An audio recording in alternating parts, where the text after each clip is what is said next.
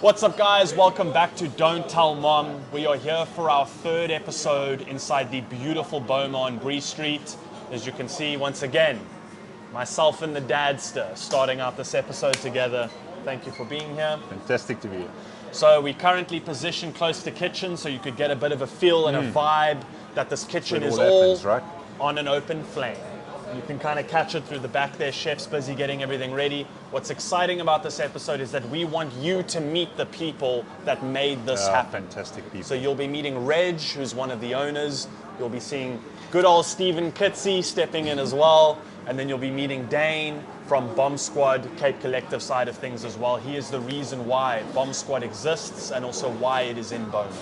So, Dad? And I'm just back up today. Yeah, no, lekker. No, 100%. But it's all about drinking beer, eating meat. And, looking forward to that. Yeah. I'm very excited about that. So you must get your interviews done so we can play rib. Yeah. The T-bone's the size of my head. Let's get Stephen in and you can do your interview. Cheers. Cheers. Fantastic. Here we go. Yes, this is our mic. It's a Bomb Squad lager. So we have Stephen, Dane, Reg, Dad, Josh, all in. The three platters we're going to be going through is the meat platter, a rib platter, and a classic giant T-bone. The meat platter involves the sausages, the chicken, as well as the boerewors. The rib platter speaks for itself, an entire mountain of ribs, and then obviously our T-bone right in the end. So the boys are all going to tuck in. Obviously, peri-peri sauce. We have to have the peri-peri sauce. Thank you, Dad. Obviously, everything paired with a beautiful, crisp, ice-cold Bomb Squad lager. Let's go for it, boys. Thank you so much for being here. I appreciate it. This is very cool. Yeah, let's tuck in.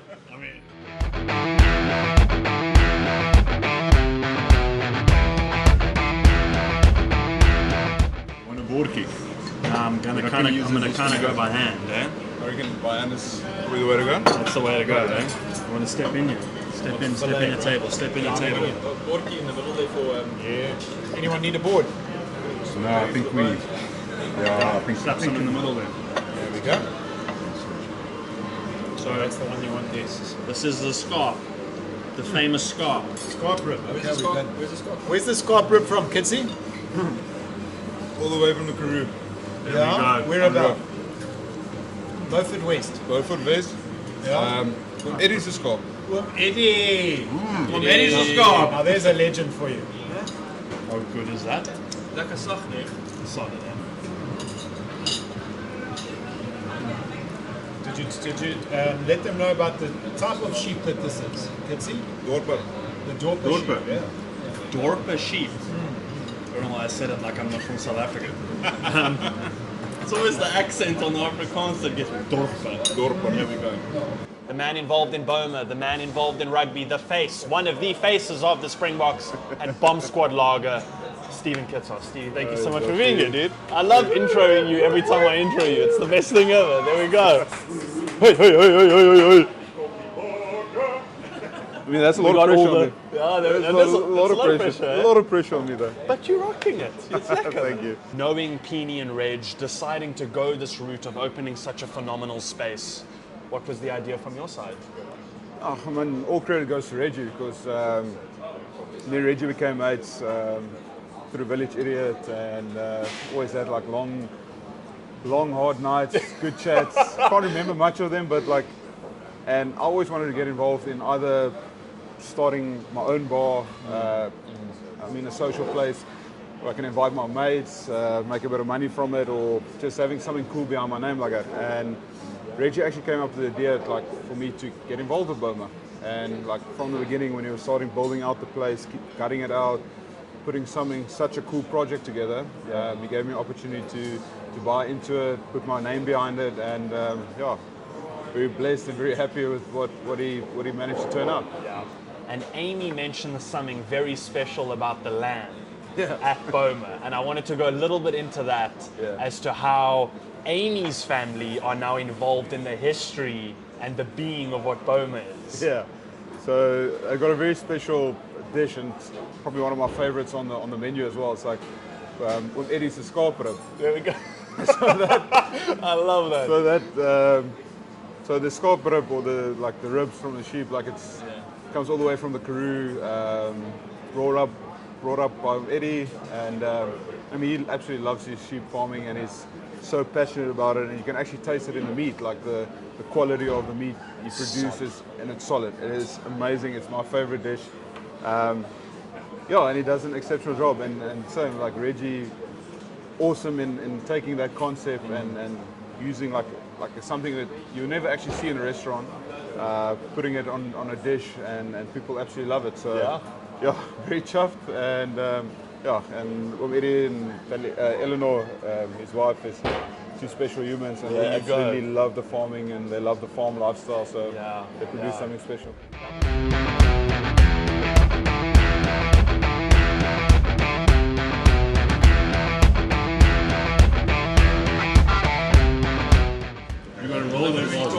Yeah. That's the meat sheep, huh? Yeah, so you can't go wrong with this. That's amazing. Yeah, that's solid. That's lamb. So easy, because normally a rib is quite, it's got a bit of sinew or whatever. This is like nice and soft and crispy. I just want to show into camera. So Eddie said he feeds his sheep a specific grain. Really? They eat a specific grass and a specific grain. They said they're the best meat sheep in the world, according to Eddie. Eddie is right. Yeah, and they really taste amazing. Almost got buffalo there, so. Eddie is a very smart sheep farmer. He works extremely hard at what he does. So, I mean, I'm proud of the product he produces. That's beautiful. It really is. Yeah. Shout out to Eddie. Eddie, well done. Yeah. No, the taste. Thank you, Eddie. Cheers. The taste compared to a normal sheep is it's amazing. How's that? That's good, eh? Has anyone tucked into some T-bone? Yeah, let's get stuck Gotta in. get a piece out here. You're putting your bones on my plate. Look at that. Look at that. Is that for a piece of meat? The communal bone flakes. Oh. Dad, you gotta tuck in as Oh, well. well, I was going to get for Stephen. Yeah, thank you very much. Wow. So that's the fillet side. Chef nailed that. That's the sirloin side. Very nice. Huh? Wow. This side.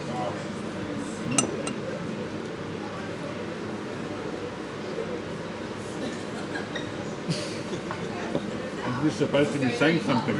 Sorry, my mouth was full there. That's the peri-peri sauce. I'm not exactly sure which sauce he put on the side of this tea, but monkey gland. There we go. It's the monkey gland sauce, which is very old school South Africa, which is, in a description for those who don't know what it is, it's basically South African's version of barbecue sauce. In America, you have barbecue sauce. Here we have in South Africa traditionally a monkey gland sauce. Used to be very popular, not so much anymore. So it's quite nostalgic. Bringing it back. Boma's bringing it back. Bring it back, baby. There we go. Boma's bringing it back. We've got the legend Reg in as well. Reg, thank you so much for being here. Appreciate your time. Pleasure, brother. Thanks for having me and putting this together. Not a stress. Thank you. Thank you. I really appreciate this. So, obviously, this is your baby. This is your project of the many that you've run throughout your life. You've spent pretty much your whole life within the restaurant, food, cuisine sort of industry. How did this all start for you? Sure, well, there's quite a lot to unwrap there. Yeah, there we go. But, so the idea behind Boma, I like to conceptualize a place actually once I secure the venue. Okay. So I sort of designed this particular concept and idea after I'd secured this venue. Thought to myself, what's going to fit in the area? What does the neighborhood need? I'm a big believer in the inner city of Cape Town. I'm a big believer that South African cuisine needs to be showcased a lot more. There's a lot of different food offerings in and around Cape Town and in the CBD, but I felt like South African cuisine wasn't truly represented. So that's where this idea started. I lived in America for 15 years, so I have a lot of natural sort of influence from Southern California lifestyle. That's where my love of muscle cars and Harley Davidsons and all that type of stuff, American freedom, beer drinking, gun toting, white trash style. So I guess that's a little bit ingrained in me. So I wanted to sort of represent a little bit of that here. Okay. South Africa, we also have an amazing desert culture. The Karoo is amazing. So I wanted to, with Boma in particular, showcase the desert, the Western Cape, the Karoo, that type of landscape, together with South African cuisine, with a more modern twist. And open fire cooking is a big passion of mine. Yeah. So I wanted to incorporate all of those three things. So when I secured the venue, I started coming up with an idea. Boma being in throughout Africa is actually in a lot of different languages. A Boma is a central sort of unit. It's almost like in South Africa we know it in game farms and things. People have Bomas outside where you'll have like a fireplace in the middle and some sort of enclosure. When you're in a game farm, and then you'll go and they'll say to you, let's meet at 6 o'clock at the Boma, and everyone goes outside to the middle. But it's more like an enclave, like a place of safety. Yes. That's what a Boma is traditionally in a lot of different South African cultures. So they'll fortify an area. In the center, they'll build a fireplace and some type of structure around it. And then people generally meet around the Boma and they have meetings. They'll, like the chieftain, the elders of the village will sit together and talk. Or they sit together and they eat and they drink and they have fun and tell stories. That's really traditionally what a Boma is. So I like the idea, the name. I threw around home, like somewhere like I wanted this to be a home. So a Boma is kind of like the home. And then it just sort of spiraled from there. And that's where the Boma idea, design, I wanted to incorporate like a 1970s, very comfortable, very homely winter, summer look, warm, comfortable, retro. And that's, I kind of threw it all together, shook it all up and threw it all together. And this is sort of what landed. I did all the design and the build myself. So it's sort of what came out of my mind and what I thought would fit the space best. Granny taught me well. Granny taught you well. Granny taught me well. Mark May, what? Mark my mooi geleerd. Oh, Mom taught me well. And everyone else. Yeah, I've got you. You mentioned that this was our breakfast. Yeah, this is breakfast. Yeah, it's breakfast. This is the perfect breakfast. There you go. Breakfast of champions. I love that. Meat and beer. Meat and beer. Don't need anything else. Unless you do the SWAT cat broccoli. That was so good. That was so good. And the Caesar salad. And the sweet potato and pie. the calamari. And the calamari. Calamari. Okay, so we have a little bit of problem on our hands. Yeah. Do the meat platters, do the add-ons. But this is very South African. And the waffle. And the waffle. The chicken waffle. But this is a very South African breakfast right here, huh? No, this is solid. This is a very solid South African breakfast right here. Yeah. Cheers, gents. Yeah, cheers the entire way through this first. boys. Cheers, boys. There we go. Amazing. Thank you for being here. Hey, good to see you, beauty.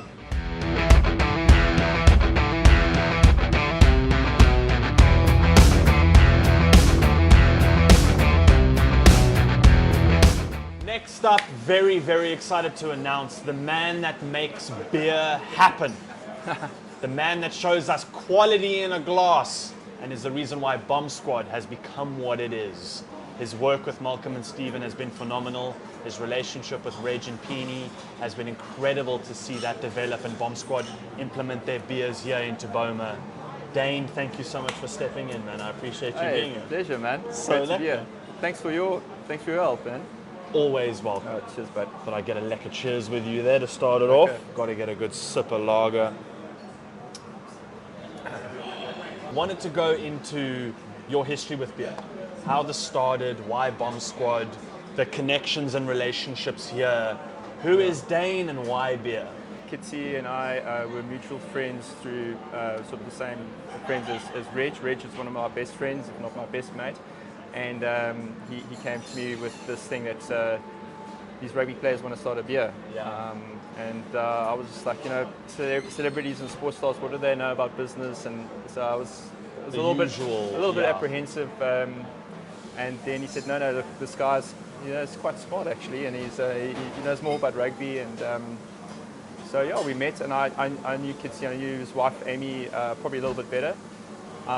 We met at the Winchester Hotel on about the 14th of March last year, before the World Cup, and they said, look, we got this name called the Bomb Squad, we want to use for the beer. And I was like, hey, that's brilliant. in. Have you registered it? Yeah, there you go. No, I said I think that's what you do first. Yeah. Yeah. So yeah, I said we can't waste any time. It takes about a month to brew a beer. We've got to find a recipe. So I approached the guys at Saggy Stone. What do you feel like backing this project? Yeah, they were like, we're in. There we go. Incredible. This is the idea behind a great restaurant within Cape Town, within South Africa. The idea of community, the idea of bringing people together. It's what Don't Tell Mom stands for, bringing people together, bringing family together, and the love between community. This is what food does. Food and drink brings people together, and you just have a lekker time, everyone eating and drinking together. So, yeah, Dad, you want to add? Don't tell mom we go drinking. There you go. I think you said it all, but this has been incredibly special to meet the owners. Dane doing his thing for everybody involved, and I mean, a little starstruck here with Kitshoff. one of the most famous international rugby players. But I'm pretending, and you check. I'm not gonna let him go. No, fantastic. What a brave face. Yeah, no. I'm trying not to grin. No, it's fantastic. What an experience. Yeah, thank you guys. Thank you for being this is incredible. Reg, thank you for making this Thanks happen. for including us, guys. It's been a pleasure. Absolute pleasure. Thank you. This is something very, very special. Reg is loving his peri-peri sauce. Yeah, look at that. I've got a technique here. Oh, there you go. See, Reg is sophisticated. It's actually culture. No? Reg has it properly laid out right Well, I don't know about sophisticated, but Content. I've got Lay it out. got a system. there. going We on go. here. There we go. Just call it what it is. You have to. So we'll tuck into some burry, tuck into some society, as well as some of the chicken as well. Again, shout out to Uamedi. That scarp is incredible. T-bone amazing. The size of this T-bone, give you guys a bit of the size of that bone. Put it next to it, just for reference. How's the size? That's huge. That's huge. That's a proper T-bone. That's how you do meat, and this is how you do food. Thank you, Boma. Thank you, guys. Boma, well done. Shouting out. Thank you, man. Hey! Got it. Thank you, everyone. You guys nailed it. This is so good. That's a wrap. That's a wrap.